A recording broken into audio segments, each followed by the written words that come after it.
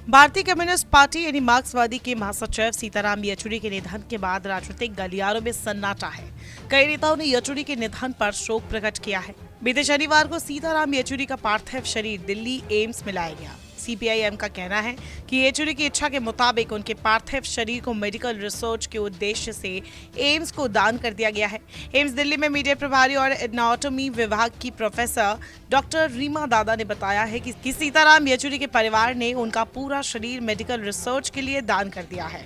शरीर दान एक बहुत ही नेक काम है। इसके तहत पूरा शरीर दान किया जाता है, जिसका उपयोग मेडिकल स्टूडेंट्स के रिसर्च और उनकी शिक्षा में किया जाता है। डॉक्टर रीमा दादा ने बताया, सबसे पहले शरीर को सुरक्षित रखने के लिए शरीर में कुछ तरल पदार्थ इंजेक्ट किए जाते हैं। सीनियर मेडिकल छात्र किसी भी बड़ी सर्जरी को करने से पहले शरीर पर प्रैक्टिस करते हैं।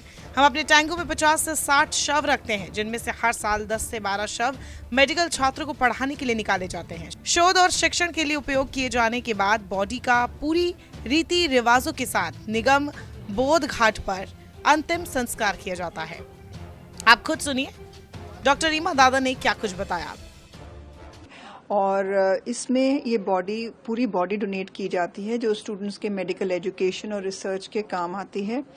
तो पहले बॉडी को एम्बाम किया जाता है, जिसमें कई फ्लूइड्स इंजेक्ट किए जाते हैं, so that body is preserved in as life like state as possible. And then इस बॉडी को एमबीबीएस स्टूडेंट्स जो आते हैं उनको टीचिंग के लिए यूज़ किया जाता है।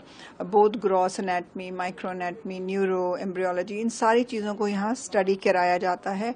इन एडिशन टू दैट, ये जो बॉडी डोनेट की जाती हैं, इवन सीनियर्स, जैसे कि जब लोग एमडी या एमएस कर रहे होते हैं, न्यूरो सर्जरी, चाहे ऑर्थोपीडिक्स, चाहे ईएनटी, चाहे सर्जरी, इनके भी स्टूडेंट्स और सीनियर्स आके इन पे प्रैक्टिस करते हैं। कोई नए टेक्निक्स होते हैं, लैप्रोस्कोपिक सर्जरीज होती हैं, तो बॉडी पे प्रैक्टिस कर सकते हैं।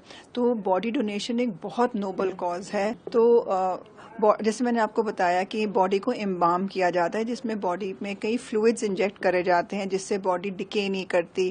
तो इनको हम फिक्सेटिव्स कहते हैं, और कई चीज़ें और डालते हैं जिससे कि बॉडी को फंगस ना लगे और बॉडी डिके ना हो। तो ये तो कई साल, अगर प्रॉपरली एम्बाम्ड बॉडी हो तो इसको तो कई साल रख सकते हैं। और हमारे टैंक्स में करीब 50-60 बॉडीज़ होती हैं, और हर साल हम 10-12 बॉडी स्टूडेंट्स के लिए यूज़ करते हैं। जब बॉडी डोनेट की जाती है, जब हम उसको एम्बाम कर लेते हैं, उसके 2-3 दिन तक तो हम परिजनों को अलाउ करते हैं कि वो बॉडी को आके देख लें।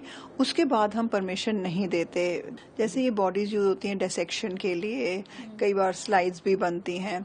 तो जब वो पार्ट्स डाइसेक्ट हो जाते हैं तो अल्टीमेटली सारे रखे जाते हैं, और फिर उनका प्रॉपर क्रिमेशन हम करते हैं निगम बोध घाट में।